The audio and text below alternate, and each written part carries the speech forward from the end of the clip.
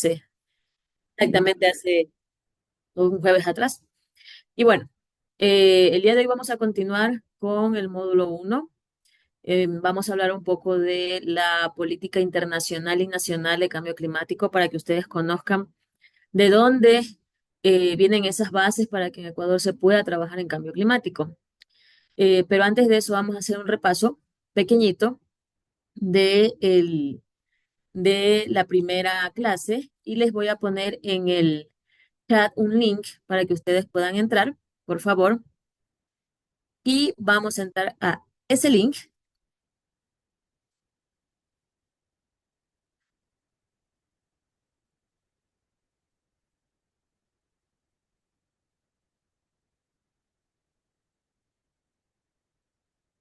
Listo. Entonces, todos entren al link que le acabo de enviar o el código QR que está en la pantalla o, en su defecto, el código numérico que también está en la pantalla.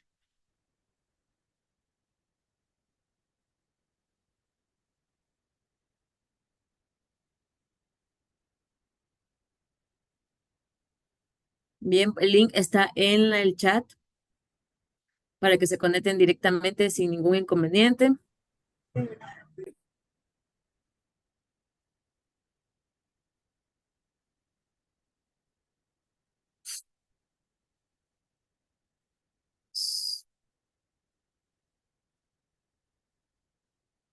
Listo. Vamos a empezar. Esas son tres preguntas súper fáciles, súper fáciles. Y es solamente para hacer un pequeño recorderis de lo que se vio en la primera sesión. Y vamos a empezar. Recuerden, el juego te hace válido tiempo y respuesta correcta. Entonces, además de que respondas bien, también califica la habilidad de poder responder rápido, ¿sí? Entonces, empecemos. Este es el repaso de la clase uno. Primera pregunta, ¿verdadero o falso? ¿El cambio climático son cambios del clima a corto plazo? Es una afirmación, ¿es verdadera o es falsa?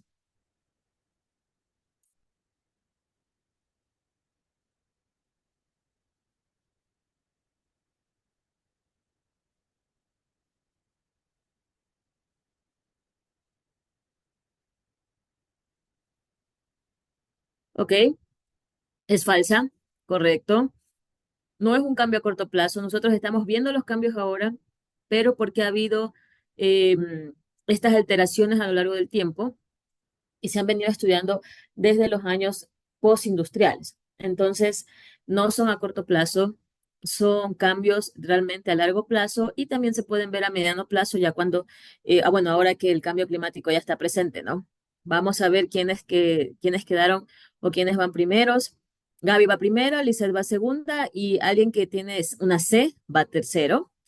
Vamos rapidito a la siguiente. Esta es una pregunta. Medidas de adaptación al cambio climático. Invernaderos, sistemas anti-inundaciones, mejoramiento genético o todas las anteriores.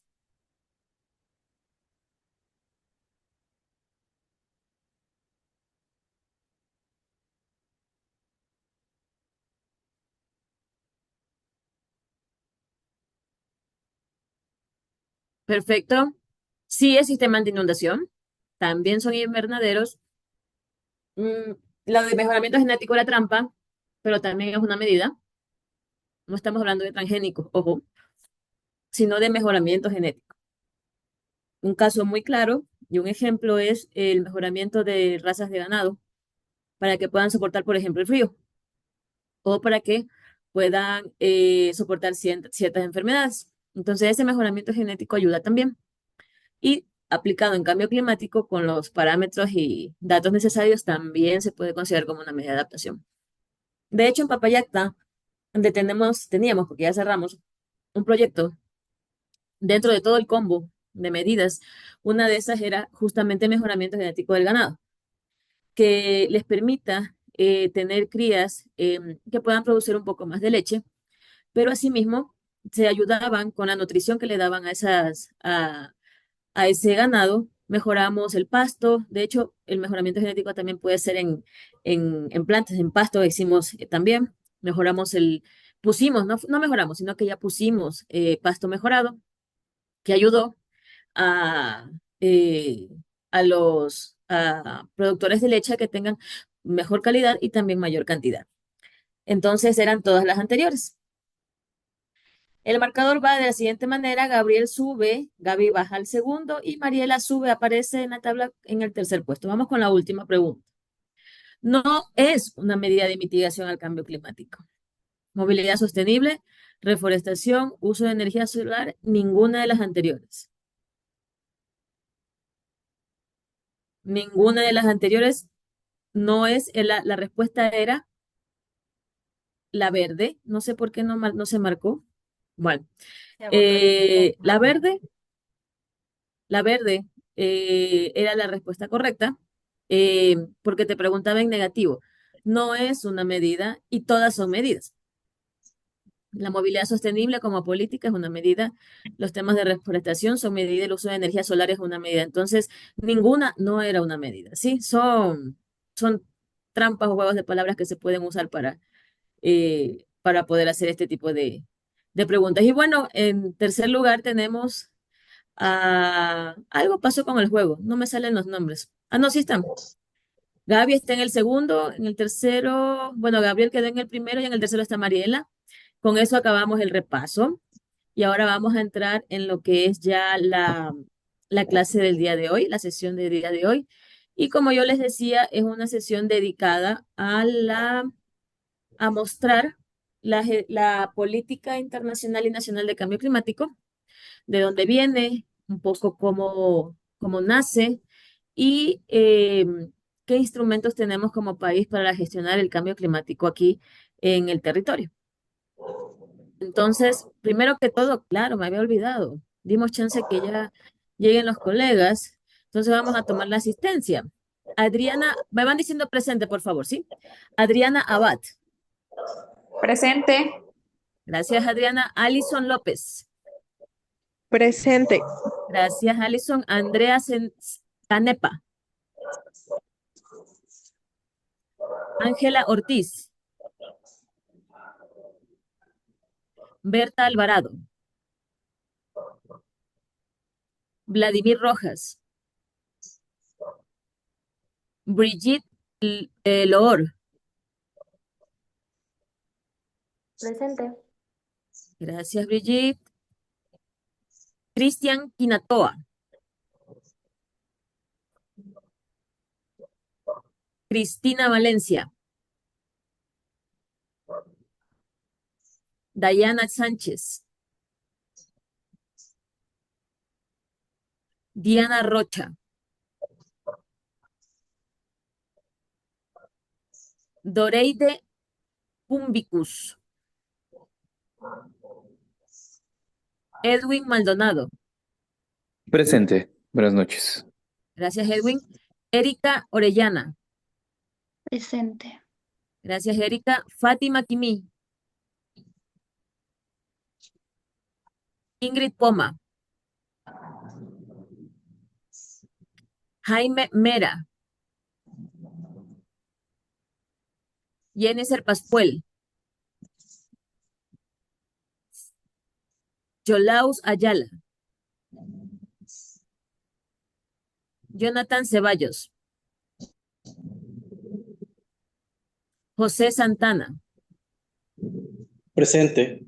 Gracias, José. Nadir López. Presente. Gracias. Clever Gaibor. Lisette Calle. Presente. Gracias, Lisette. Luis Cruz. Presente. Gracias, Luis. Mariela Zambrano. Presente. Gracias, Mariela. Michael Chau. Roger Illescas. Buenas noches, presente. Gracias, Roger. Yumari Choes. Yurmari. Verónica Auquilla.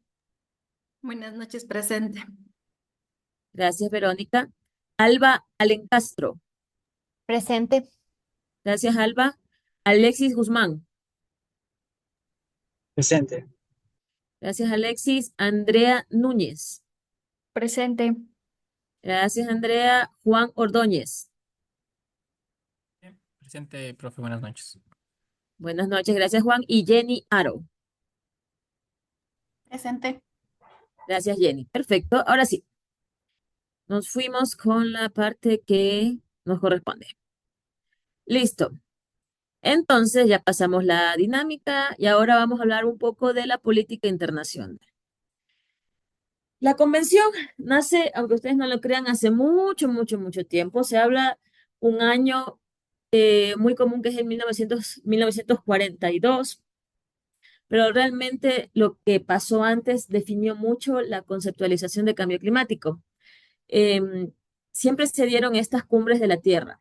Entonces ya se venían observando esos cambios por allá por los años 70 y este mismo grupo de países decide formar un grupo de científicos que demuestre científicamente qué es lo que estaba pasando. Ese fue el primer indicio que se tuvo y fue en base a esos estudios que nace la Convención de Cambio Climático. Fueron estudios bastante largos. Se imaginan, si ahora procesar datos es complejo, procesar datos en ese tiempo era más complejo aún.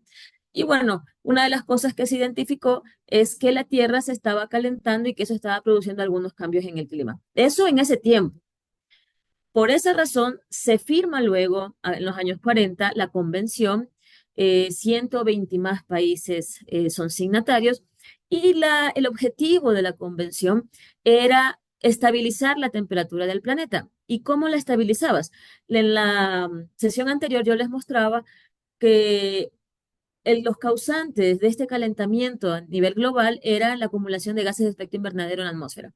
Entonces, si yo quiero nivelar la temperatura, tengo que nivelar también las emisiones o disminuir las emisiones.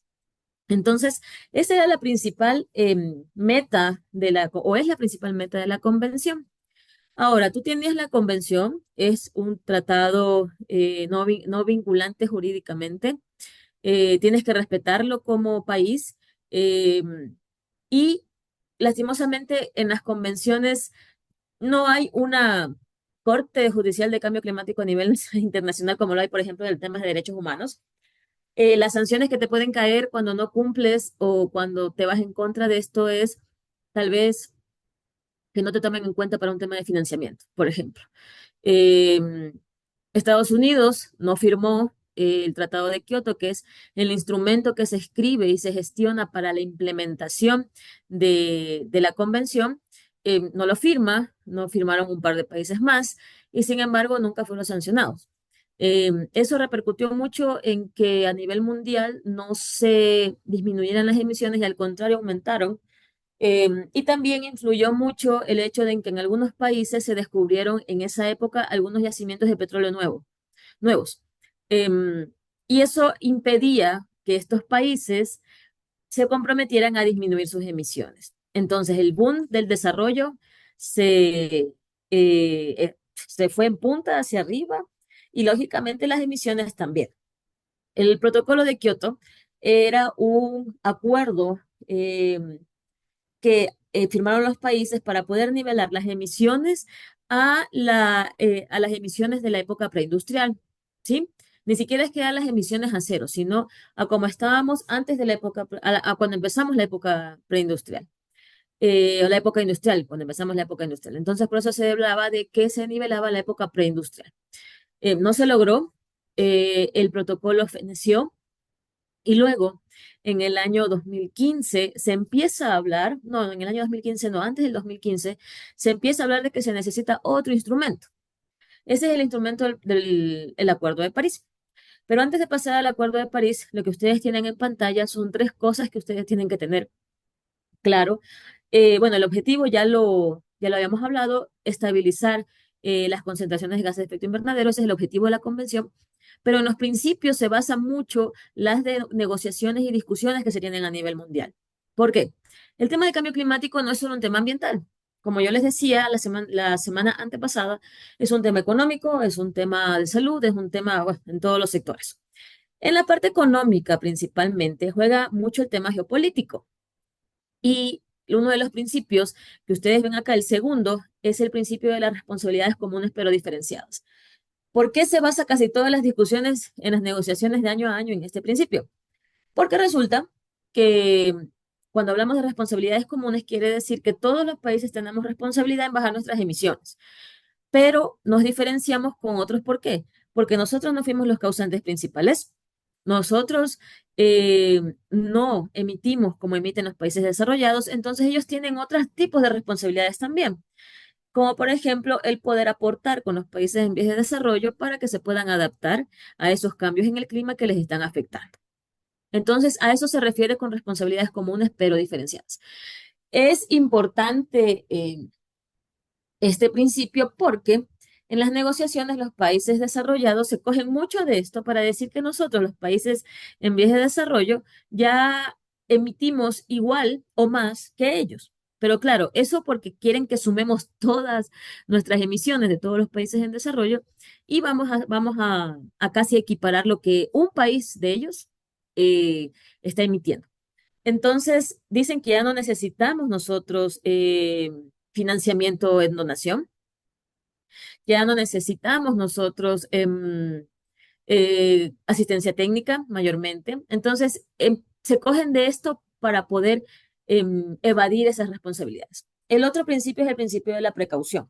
El principio de la precaución fue importante al inicio de la gestión del cambio climático porque lo que te llama a hacer es no esperar para tomar acciones. En el caso de Ecuador, nosotros recién tenemos los datos de riesgo climático desde hace un par de años, pero antes de eso sí hacíamos gestión de la adaptación, por ejemplo. No tuvimos que esperar a que sigan pasando cosas, sino que también empezamos a usar la información que estaba disponible, el principio de la precaución. Y lógicamente es un tema intergeneracional, que lo dice el último principio, que precautelemos nuestro sistema tanto para las generaciones presentes y futuras. Entonces, eso es un poco como la convención y leerse la convención es bien interesante. Si se la pueden bajar, es un poquito larga, pero hay unos temas bien, bien interesantes que ustedes van a poder relacionar con algunas acciones que se hacen a nivel mundial. Como les mencionaba, para implementar la convención se firmó el protocolo de Kioto primero, pero luego que se dieron cuenta, nos dimos cuenta de que eso no funcionó, decidimos como países tener otro instrumento. Este instrumento es el Acuerdo de París, que ya no solamente tenía un objetivo que era el del protocolo de Kioto, que era disminuir las emisiones. Ahora, en el Acuerdo de París, luego de muchos años de evolución, de información, etcétera, ya se habla de temas de financiamiento, obviamente de disminución de emisiones, también te habla de adaptación, te habla de financiamiento y te habla de los temas de participación política, pública, etcétera. Y el objetivo central es no aumentar más allá de los 2 grados, pero tratar de mantener y equilibrar el 1,5. O sea, si vamos a subir, que sea solo hasta el 0,5, ¿ya? En algunas literaturas dicen que ya hemos sobrepasado el 1,5. De hecho, salió un informe especial del IPCC que se llama Informe Especial 1,5. Es un informe muy cortito, en donde ya se ven los impactos que está causando el aumento de temperatura. Y este informe es bien interesante porque te hace una comparación de cómo están ahora las cosas, qué pasaría si aumenta a 1,5, qué pasaría si aumenta a 2. Es un informe muy completo. Ustedes van a poder ver muchos datos interesantes. No hay datos de muchos de Sudamérica porque la investigación en Sudamérica está un poco más atrás que las de otras regiones. Van a encontrar mucha información de Chile, de Argentina, incluso de Perú, Brasil, pero países como Ecuador no tenemos mucha información con la cual aportar. Entonces, luego que se lanza el protocolo de Kioto, nosotros como gobierno lo ratificamos, porque una cosa es que se lance desde la convención y para eso tienes que pasarlo por la asamblea, tienes que aprobarlo, etcétera, y se lo ratifica. Nosotros lo ratificamos en 2017. Una vez que ya lo ratificamos, tenemos compromisos. Uno de esos era escribir, por ejemplo, la contribución determinada a nivel nacional, que eso ya les voy a hablar más adelante.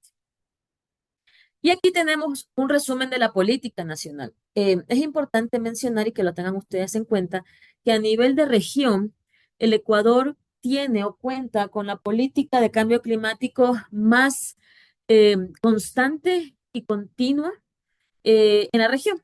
Nosotros empezamos en el 2008 en la Constitución. Bueno, en el 2008 se les cayó la adaptación.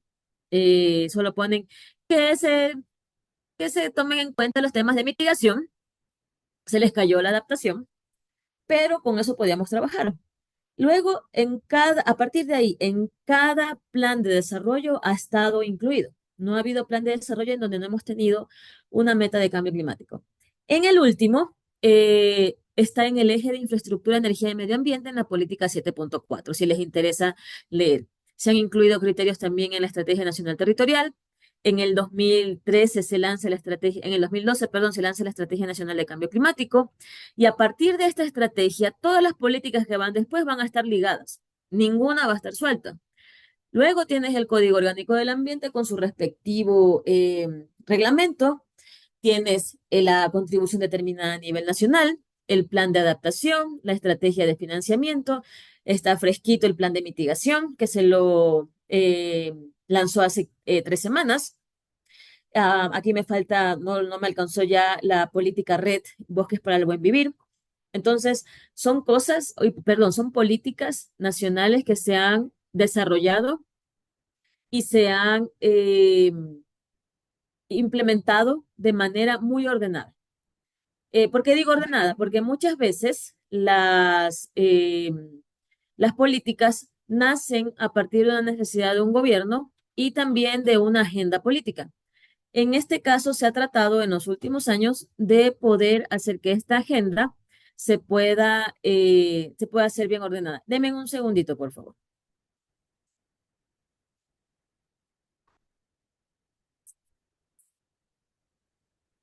Ya, entonces, la, la idea de poder hacerlo de esta forma es justamente para que toda gestión que se haga a futuro, bueno, en ese tiempo pensando a futuro, se pueda hacer en los sectores que están descritos en la Estrategia Nacional de Cambio Climático, que yo les voy a dar los links después. No, de hecho creo que está en el repositorio de información que tienen. ¿Qué más tenemos acá? A ver, ¿qué se me fue? Ya. Ahora, en resumen, y este es un pantallazo de los instrumentos que se tienen, tienes del lado izquierdo la política internacional que te rige, la convención y actualmente el Acuerdo de París, y tienes del otro lado qué instrumentos nacen de esta política internacional. Tienes la contribución determinada a nivel nacional, la estrategia de financiamiento, el Plan Nacional de Adaptación, el Plan Nacional de Mitigación y tienes todos los temas de inclusión en la planificación territorial. Ahora, voy a hablarles un poco de la NDC. Cuando nosotros firmamos o ratificamos el Acuerdo de París, uno de los compromisos, como les decía, era contribuir como país, no importa si seamos país en vías de desarrollo, en disminuir nuestras emisiones de gases de efecto invernadero. Para eso teníamos que hacer una especie de hoja de ruta, un documento en donde decimos, vamos a implementar esto, esto, esto y vamos a disminuir tanto. Entonces, la idea era poder desarrollar un primer documento y se lo hizo en el año 2019, pero se lo empezó a trabajar en el año 2017. ¿Cómo se lo trabajó? Se lo trabajó llamando a mesas de trabajo participativas a todos los sectores. Los sectores yo se los mostré la semana pasada y uno de esos era salud, en adaptación. El otro era sectores productivos y estratégicos, tenías agricultura, tenías patrimonio hídrico, patrimonio natural y asentamientos humanos. Entonces, cada uno de estos sectores tiene un ente rector. El ente rector en agricultura, ¿cuál será? El MAC. El ente rector en asentamientos humanos, ¿quién será? Midubi. Y así, cada uno tenía distintos actores, no solamente el rector, sino otros actores. Por ejemplo, AME. Por ejemplo, los institutos de investigación. Entonces, se hicieron estas mesas y dijimos, ok, ¿qué podemos hacer? No solo para mitigar, sino también para adaptarnos. Todo ese trabajo nos llevó 2 años y se lo publica en el 2019 y sale con Decreto Ejecutivo 840. El Decreto Ejecutivo 840 te dice que los sectoriales, es decir, las instituciones responsables, tienen que implementar la NDC. No es responsabilidad solamente del Ministerio de Ambiente. El Ministerio de Ambiente lo que hace es coordinar y dar asesoramiento para que se implemente, pero los responsables son los sectoriales. Luego de eso ya teníamos el qué íbamos a hacer. Ya sabíamos que vamos a disminuir tanto, con tales acciones, vamos a adaptarnos, etcétera. Y ahora, ¿cómo lo logramos? Necesitábamos saber el cómo y cuándo nos costaba. Se empezó a trabajar en el 2019, enseguida en el plan de implementación de la NDC, que era el paso a paso, el ABC, de cómo implementar la NDC. Y de hecho nos ha servido mucho. Y este plan de implementación sale en el 2020, en plena pandemia, que eso sí fue un reto, y tiene compromisos de cada sectorial y de cada actor por keepbooks, por orden ministerial, etcétera, con lo cual ya había un mayor compromiso para la implementación. Como les decía, la NDC incluye los 6 sectores de adaptación más los 5 de mitigación. Y tiene 2 sectores transversales, uno que es para ambos temas de adaptación y mitigación, que es los temas de grupos de atención prioritaria y género, y en caso de adaptación, un tema transversal es el tema de gestión de riesgos. Entonces, son 2 sectores que se encuentran transversales, pero son los mismos sectores que están dentro de la Estrategia Nacional de Cambio Climático. Por eso yo les decía y recalco, desde la estrategia ya venimos nosotros trayendo los sectores y eso hace que nuestra política sea un poco más ordenada. Aquí les voy a dar un ejemplo, es un resumen de lo que tenemos en el plan de implementación en el caso de patrimonio natural. En esta primera NDC nosotros lo dividimos en políticas públicas, las medidas duras como tales, teníamos fortalecimiento de capacidades y también toda la parte no se me ve aquí, toda la parte de análisis de riesgo, que eso también se tenía que hacer. En el caso de cada sector, sí se hizo el análisis de riesgo. Y entonces, esas eran las medidas y las metas que se tenían que cumplir. En el caso de la NDC, hay acciones que están condicionadas y las incondicionadas. ¿Cuáles son las condicionadas? Las condicionadas, como la palabra mismo lo dice, son acciones que tienen una condición. Una condición que puede ser política, puede ser técnica, puede ser de infraestructura, etcétera, para que se pueda dar, principalmente financiera. Entonces tienes una meta o una actividad condicionada. Luego tienes las incondicionadas, que quiere decir que ya son acciones que tienen su financiamiento, tienen la disposición política, técnica, etcétera, bla, bla, bla, bla, bla. ¿Ya? Entonces, ¿qué pasaba con las incondicionadas? Tienes que cumplir sí o sí. En este momento, luego de la pandemia, algunas no se pudieron cumplir y eso está generando problemas en el informe. Eh, y como les decía, no es que hay una sanción de que al país lo van a multar o algo, no, pero sí te pueden castigar en el momento de el tema de financiamiento, en el momento de tomarte en cuenta para asistencia técnica, etcétera, sí te pueden castigar. Entonces, como estas tenemos para los 6 sectores de adaptación y también tenemos para los 5 de mitigación. Se hizo un cálculo estimado de costos, eh, que eran muchos miles de millones, y de a poco se lo va implementando. No estoy segura de que logremos como país la implementación total, al menos en mitigación. Ha habido algunos inconvenientes en la parte de generación hidroeléctrica, por ejemplo. Eh, y en el caso de adaptación, un tema que cambió fue la fusión, por ejemplo, del mate y Senagua. Entonces, muchas cosas cambiaron porque sacamos el plan de implementación con Senagua y ahora dentro, estando juntos, algunas de esas unidades ya no existen. ¿Y cómo se implementa? Entonces, todas esas cosas son sujetas de análisis de Contraloría. De hecho, en este momento estamos en un examen especial de gestión en donde todas las Contralorías del mundo tienen un proceso de fortalecimiento y están haciendo seguimiento a la implementación de las NDCs. Para nuestra suerte, no sé si buena o mala, empezaron por patrimonio hídrico, uno de los sectores más complejos, y están revisando todo. ¿Por qué se hizo? ¿Por qué no se hizo? ¿Quién tenía que hacer? ¿Por qué no se implementó? Y quién no, o sea, es realmente al salir con decreto ejecutivo, se está sujeto a esto, a estos exámenes, y eso es lo que estamos haciendo. Entonces, tenemos dos maneras de seguimiento, la parte de Contraloría, pero también nos hacen seguimiento desde la convención. Anualmente nosotros mandamos un informe donde se miden los avances. Y también como país tenemos en este momento desarrollado un poco un sistema para el seguimiento. Lastimosamente por los cambios de autoridades y también ustedes saben que a nivel de sistemas, la evolución de los sistemas hacen que ya tenías algo listo, pero resulta que ya no te sirve ese tipo de software, ahora te toca otro, ¿ya? Y esas cosas van variando. Eso nos ha detenido un poco. Además de eso, se trata de hacer que la herramienta sea lo más fácil posible. El primer seguimiento se hizo a mano, o sea, en matrices Excel, así todo a mano. En el segundo se hizo en un servidor interno, o sea, en un sistema interno, que igual tuvo sus inconvenientes, pero sirvió bastante bien. Y en este momento estamos trabajando con un financiamiento para implementar el Registro Nacional de Cambio Climático y mejorar este proceso. También un instrumento súper importante es el plan de adaptación. El plan de adaptación al cambio climático salió después de la NDC. Debió haber salido antes, pero bueno, por temas de financiamiento salió después. Y incluye no solamente la recopilación de datos acerca de los temas de adaptación en los 6 sectores, sino que se realizaron estudios y análisis de riesgo climático.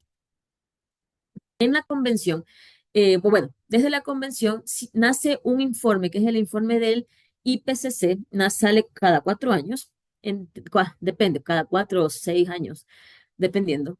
Este informe es el informe de los científicos que les hablaba al principio, en donde ellos te dicen, miren, en el tema de criósfera, que es toda la parte de agua, glaciales, etcétera, esto es lo que así está. En el tema de suelos está de esta forma. Ya, entonces te hace todo ese análisis y también te recomienda cómo analizar el impacto del cambio climático. A eso se le llama el análisis de riesgo. Antes solo se le decía vulnerabilidad, ahora es análisis de riesgo, porque no solamente tienes esas condiciones de la fórmula de vulnerabilidad que te da, sino que también incluyes otros temas como esa relación entre la parte biofísica del entorno de lo que tú estás estudiando con precisamente el elemento que tú estás estudiando y cuál ha sido ese impacto y esa doble vía, ¿no? Se impacta el elemento expuesto, pero también cómo se impacta el entorno y viceversa. Entonces, no hay una fórmula exacta para el riesgo para ningún sector, em, pero sí se pueden hacer análisis dependiendo de lo que tú estés estudiando. Eso se hizo en el Plan Nacional. Entonces, una vez que se hicieron los análisis de riesgo, lo que se hizo fue recomendar acciones. No están escritas en piedra porque toda la parte de adaptación depende mucho de cada territorio. Entonces, se recomienda que en base a esos estudios se podría hacer esto, ¿sí? Aquí ustedes tienen las proyecciones de clima futuro que están disponibles en el sistema SPRAC del ministerio. En la parte de arriba van a tener la parte de temperatura y abajo precipitación. ¿Cómo se lee esto o qué significa? No, en la última comunicación, la penúltima comunicación, que fue la tercera comunicación, se hicieron proyecciones de clima futuro al 2100. En este caso, se hizo una mejora y lo que se hizo fue un análisis de probabilidades de ocurrencia. Entonces, lo primero que se analizó fue, ok, vamos a agrupar todos los años, por ejemplo, en el caso de precipitación, todos los años que tienen características similares, como las del año 1998. No sé, ustedes se acuerdan qué pasó en el 98. En el 98 fue una época de fenómeno de niño fuerte. Ok, todos los años parecidos o parámetros parecidos a este los agrupamos. Todos los años con estos parámetros los agrupamos. Y así fuimos agrupando y nos salen 5 años tipo. Tienes obviamente el histórico y tienes los 5 años tipo, ¿no? Entonces, según las características de cada año, nosotros podemos decir, este año tiene una probabilidad de que parezca al año tipo número 4, que ustedes ven que tiene el de mayor precipitación, y necesitamos tomar las siguientes acciones.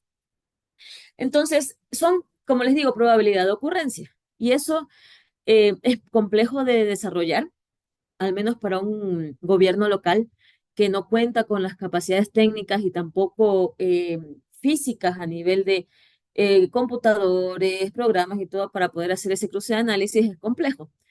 Y por eso nosotros, bueno, aquí antes de pasar cuál fue la mejora, en el plan de adaptación ustedes aquí tienen los 6 sectores y qué fue lo que se investigó o qué fue lo que se analizó. Cuando hablamos de análisis de riesgo, de hecho análisis de vulnerabilidad también, era la metodología más antigua, no podemos decir que vamos a analizar un conjunto de cosas por igual, porque no, el cambio climático no afecta por igual a, a todo ese conjunto de cosas. Y les voy a poner un ejemplo claro. Digamos que uno de ustedes, dos de ustedes, está en una calle. Y digamos que está Juan Andrés y está Jenny en una calle. Juan Andrés es una persona que está con un paraguas, con un impermeable, con una mochila que es anti, que soporta el agua. Y resulta que Jenny no se dio cuenta que iba a llover y salió sin paraguas, con los cuadernos y la computadora en la mano y sin impermeable, sin nada. Son dos personas en el mismo sitio y cae una lluvia terrible, pero terrible. Le afecta más a Jenny que a Juan Andrés, porque Jenny está mucho más expuesta que Juan Andrés, ¿sí? Entonces, el impacto en Jenny puede ser que le dé una gripe, se le va a dañar el computador, se le va a dañar el trabajo que tenía con todos los papeles que salió, se le afectan los zapatos, no sé, se le daña la ropa, pero en cambio Juan Andrés, el impacto va a ser menos, tal vez le dé una gripe porque sí se moja los pies, etcétera, pero no va a tener el mismo impacto que tuvo Jenny. Entonces, si hacemos el mismo análisis para los dos, no vamos a poder realmente analizar y no va a ser comparable. Por eso hay que pensar bien cuál es el elemento expuesto o el elemento de análisis que queremos nosotros. ¿Queremos estudiarlo a Juan Andrés, que tiene todas las posibilidades de poderse proteger, o queremos estudiar a Jenny, que está más expuesta y sí le está impactando más el cambio climático? Entonces, ese análisis se lo hizo previamente antes de hacer los análisis de riesgo. Y decimos, ok, por sector, ¿qué es lo que vamos a analizar? Aquí se tomaban en cuenta varias cosas. Primero, la importancia para el sector. Segundo, la disponibilidad de datos, que sean buenos datos. Entonces, en el caso de patrimonio natural, estaba muy dividido entre la fauna endémica y plantas endémicas. Estos datos se tomaron, como, no sé si ustedes conocen, pero hay una base de datos en donde se van incluyendo los avistamientos de fauna y de plantas en distintas partes del país. Entonces, se hace este análisis con Maxen, entonces se ve la distribución y luego de hacer eso, nosotros cruzamos estos mapas de acá y decimos, ok, esta parte, esta distribución de estas plantas endémicas se va a ver afectada por esto. Y le cruzamos 5 mapas por cada una de las plantas para temperatura, 5 mapas por cada una de las plantitas para precipitación. No sé, eran como 4.000 y pico de mapas. Entonces, al final, teníamos qué ambiente era el idóneo para que estas plantas o no estén presentes o estén. Entonces, el resultado, ustedes van a poder ver, algunas plantas se mueven hacia otros sectores porque hay migración de plantas también, de especies. Demora un montón, pero sí hay porque las condiciones se van dando. Pero también se pierden en otros espacios por mucha lluvia, por mucha temperatura. Entonces, ¿para qué nos sirve esto? A nivel de conservación, nosotros podríamos decir que podríamos analizar posibles futuros corredores biológicos, por ejemplo. ¿Ya? En el caso de salud, un tema que se vio muy importante para el país es el tema del dengue. El dengue es una enfermedad relacionada con los temas climáticos y ambientales y también causa al país en los temas de salud pública una inversión muy fuerte. Nosotros hicimos el análisis y se veía justamente el tema de idoneidad, es decir, con estos 5, 10 mapas, combinándolos, ¿cuáles serían los años idóneos para que se presente el dengue en el territorio ecuatoriano. Sabiendo eso, tú puedes tomar acciones de prevención.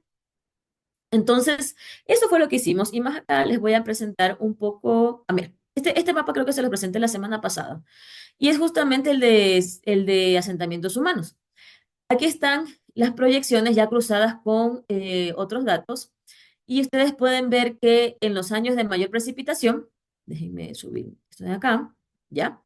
En los años de mayor precipitación, las inundaciones son donde está rojito, mucho más rojo. Igual se inunda, Chona igual se inunda, pero es mucho peor cuando hay un año tipo 4 o año tipo 5, ¿sí?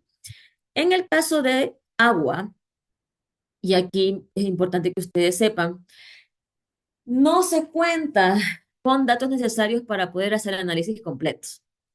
Y ese es un tema de mejora, no para el MATE, sino para las instituciones que levantan esa información, porque lo que pasó con el análisis, miren, que no están las cuencas completas. Tuvimos que hacer lo que se llama cohortes de cuenca, porque los datos que se necesitaban no eran los suficientes. Al final terminamos analizando 3 cuencas, en este momento se analizaron más, 4 más, de estudios complementarios, y bueno, aquí se vio el aumento y disminución de caudal. Y fue interesante porque en este año, ustedes no sé si escucharon, hubo muchas inundaciones en Azuay. Y justamente en Jubones se presentaba en estos análisis un aumento de caudal bastante significativo. Entonces, ¿cómo podemos utilizar esta información para poder prevenir eso? Entonces, es una de las cosas que hay que analizar. Y finalmente, un ejemplo que les quiero mostrar es el de dengue, cómo nos quedó el mapita final. Y ustedes, este es mapa dinámico, ¿no? Las zonas rojas son las zonas de mayor presencia, pero ustedes dense cuenta que en el año tipo 5 se va metiendo más en la parte de sur hacia la parte de la cordillera, de la sierra. Entonces quiere decir que las condiciones se están prestando para que el vector pueda distribuirse en otras zonas en las que no estaba. Esto nos ayuda a planificar las medidas de prevención en el caso de salud pública. Al final, esta es la parte final y les quiero comentar un poquito acerca de cómo se manejan los fondos internacionales y por qué lo mezclo con lo otro. Porque los fondos internacionales no te dan un centavo si no tienes toda la información que les acabo de mencionar arriba. Nada. Ecuador es considerado país de renta media. Por ende, nosotros tenemos que demostrar con mucha más fuerza que necesitamos donaciones más que préstamos o más que concesiones, etc. Entonces, es súper importante tener en cuenta esto, porque muchas veces nos llegan propuestas, no es que yo quiero aplicar para un fondo, pero no tiene datos. Y nosotros decimos, no, pero es que necesitamos esto, hay que sacar estos datos. Y claro, las organizaciones, instituciones que no tienen el recurso no los pueden levantar. Y esa es una brecha que siempre se la ha puesto como país y se la va de a poco disminuyendo o estrechando, ¿no? Aquí ustedes pueden ver un pantallazo general de cómo está distribuido el dinero climático a nivel internacional. Entonces, ustedes tienen del lado izquierdo de dónde vienen, el origen, tienen la parte de gobierno, tienen de bilaterales, etcétera, ¿no? Todo esto está de este lado. Y en la parte de en medio, ustedes van a ver, miren, en mitigación es lo que más se invierte. ¿Por qué será? Porque es lo que más da plata. Tienes la parte de infraestructura energética, la parte de eficiencia energética, transporte, etcétera, todo eso va acá. Miren la diferencia con adaptación que está arriba. Es casi nada. Cuando los países en vías de desarrollo necesitan esos fondos para poder adaptarse. En los fondos climáticos hay un principio que es que adaptación y mitigación deberían ir equiparados. Dense cuenta, aquí dice dual benefits, que son con ambos beneficios. No es nada, que eso es completamente incomparable con mitigación. Y del lado derecho, ustedes van a ver los sectores en los que se invierte. Y como les decía, tienes energía, tienes transporte, tienes infraestructura y así más chiquito tienes agua, industria un poquito, otros sectores y sectores transversales y en el uso de la tierra un poquito, ¿ya? Entonces se dan cuenta que lo que yo les decía al principio, los temas geopolíticos, políticos, económicos, hacen que estas cosas marquen o se marquen, ¿no? Y eso es perjudicial para los países en vías de desarrollo.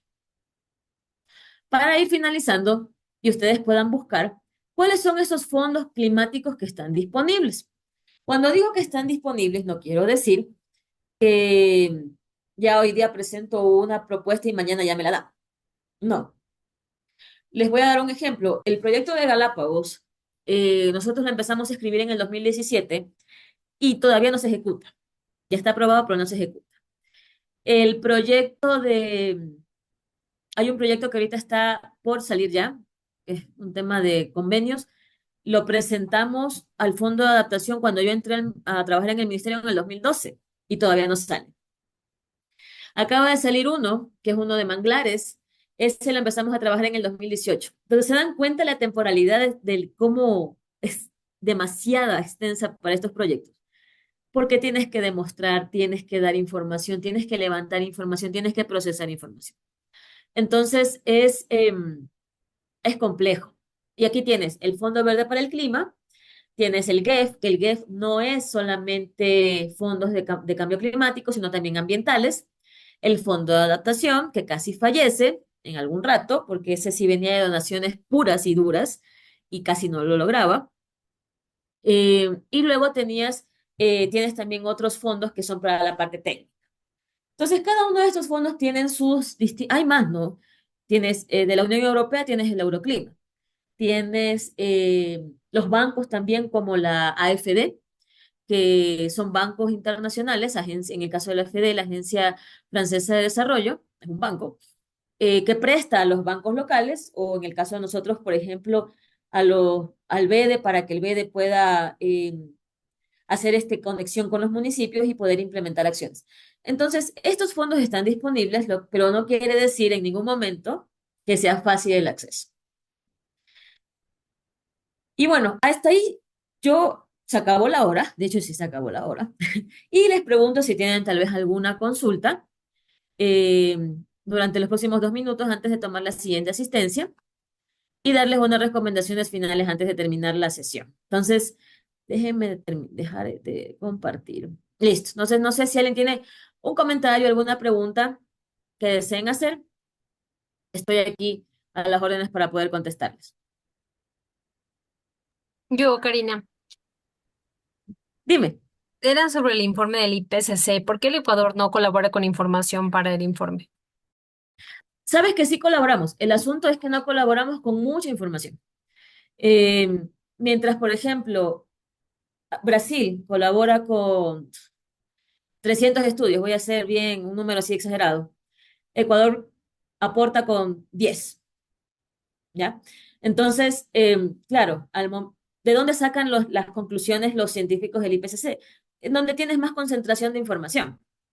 Entonces, tú vas a ver por eso en el informe del 1.5 que salió en el año 2019, creo que salió 2018, eh, vas a ver, por ejemplo, los corales de Chile van si se eleva al 1.5 van a perderse tanto, pero si se eleva al 2 se pierde tanto, ¿ya? Entonces, pero de Ecuador vas a ver, creo que una o dos referencias, no más.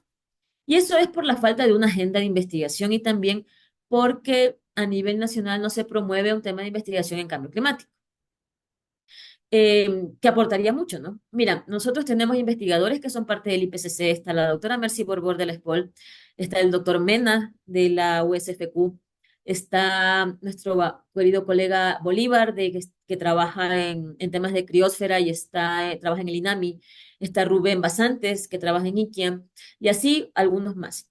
Ellos ayudan, son revisores del IPCC, no obstante, las publicaciones que nosotros podemos aportar son muy pocas.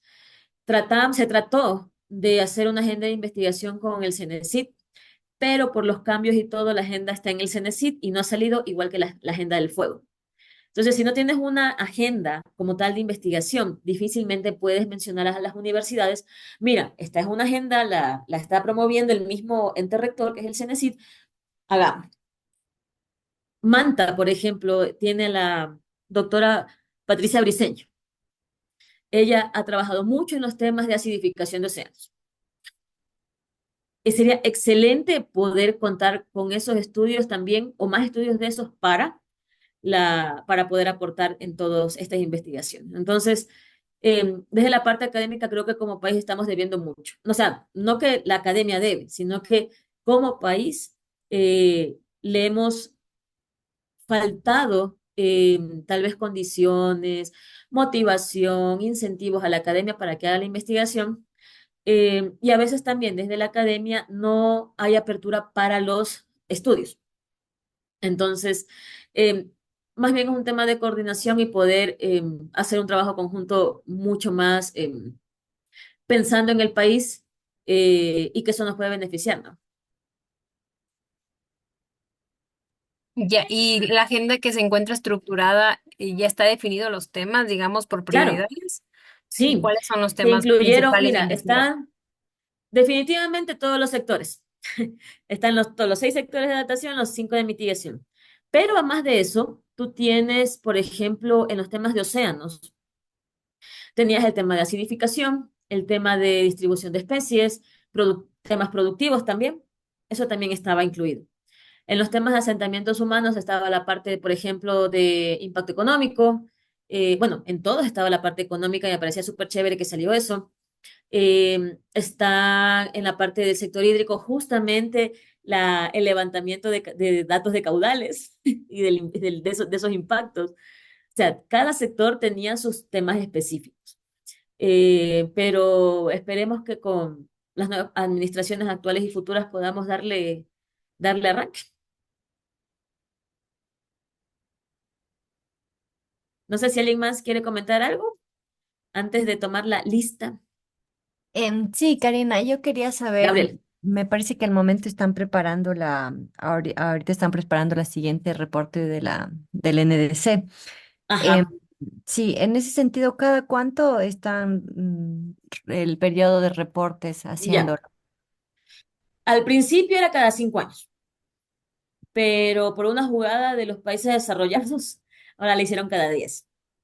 Mm, Eh, ¿Por qué decir una jugada? Lo que pasa es que nosotros como países en vía de desarrollo, planificar 10 años ya es complejo. Si con 4 a veces los gobiernos locales es complejo, se imaginan con 10. Tenemos que ver bien al futuro. Eh, y ya nos pasó una pandemia, no digo que vaya a pasar otra, pero algo puede pasar. Entonces, en este caso estamos haciendo la siguiente NDC, es desde el 2026 hasta el 35, con un reporte intermedio en el 30. Esa es ahora el periodo de reporte, que puede cambiar si es que a la convención se le ocurre sacar nuevas reglas del juego. ya, y solo quería preguntarte si en algún punto vamos a conversar un poco más del Acuerdo de París sobre el artículo 6, sobre todo ahora que es un tema de debate, el tema de los mercados de carbón. Sabes que ya conmigo no hay más clase, Oh. pero, pero solamente por decirte rapidito, en los temas de artículo 6 nada está definido, justamente por el tema de las metodologías para los temas de mercado. Este año, ojalá se haya algún acuerdo. El año pasado no hubo acuerdos. Y son 3 puntos de agenda. Artículos 6.2, 6.8 y el 6.4 creo que son. Son tres, no es solamente, o sea, artículo 6 tiene varios temas. El de las metodologías, el del reporte y otro más que no me acuerdo, pero yo no llevo ese tema, lo lleva otro colega. Y aquí en Ecuador no se habla de mercados de carbono, sino que se habla de sistemas de compensación. Por eso nosotros sacamos la normativa de compensación, que es un incentivo para que las organizaciones, sigan implementando acciones para conservar los recursos naturales. Pero no es una transacción de un bien o de un recurso, sino que, ok, yo como comunidad X estoy demostrando de que con mis acciones estoy conservando, qué sé yo, 1.000 hectáreas, ok, yo te voy a ayudar y te voy a hacer el link con una empresa que quiera compensar sus emisiones y te dé a ti el incentivo para que sigas cuidando. Entonces, no estamos vendiendo, pero sí se da ese incentivo y está dentro de la normativa de compensación, no la tengo a la mano, pero sí les puedo, creo que no sé si está en el repositorio, pero les podría compartir la norma para que ustedes la puedan leer. Ya, muchas gracias. Bueno, como le dije a Gaby, yo ya no tengo más sesiones con ustedes, cual es penoso, porque hay un montón de cosas que hablar. Lo que sí les invito es a que lean bastante. El plan de mitigación ya lo van a publicar. Están solo con detalles de infografías y todas esas cosas. Em, pero lean mucho acerca de los instrumentos que les acabo de mencionar. Em, Léanse también el libro cuarto del COA, el plan de adaptación, el sector que más les interese, la NDC. Si tienen la oportunidad, no sé, si se da la casualidad de que puedan participar en los talleres también, sería interesante para que ustedes también sigan en la jugada, ¿sí? Voy a tomar,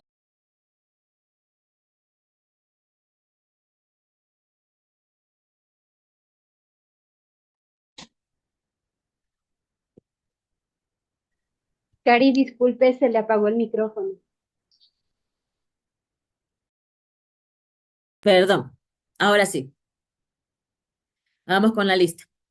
Adriana Abad, Presente. gracias Adriana. Alison López, Presente. gracias Alison. Andrea Cepeda, perdón, Canepa.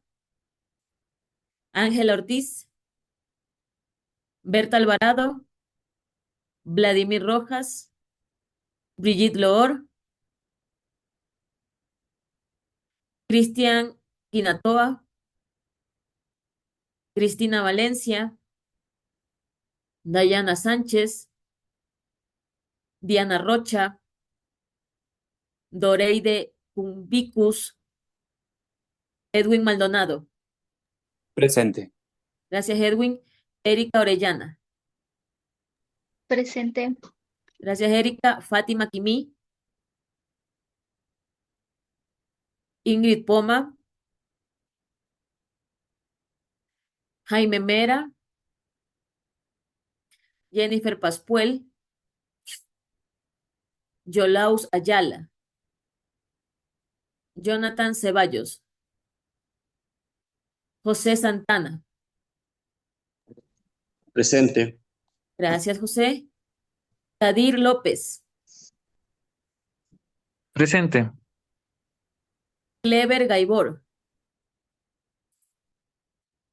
Lisette Estefanía. Calle. Presente. Luis Cruz. Presente. Mariela Zambrano. Presente. Michael Chau. Roger Illescas. Presente. Gracias, Roger. Verónica Auquilla. Presente. Gracias, Verónica. Yurmari Choes. Alba Alencastro. Presente. Gracias, Alba. Alexis Guzmán. Presente. Gracias, Alexis. Andrea Núñez. Presente. Juan Ordóñez Presente. y Jenny Aro. Presente. Ya. Listo. Entonces, bueno, como les decía, ya no tenemos más sesiones. Por favor, aprovechen el curso hasta el final.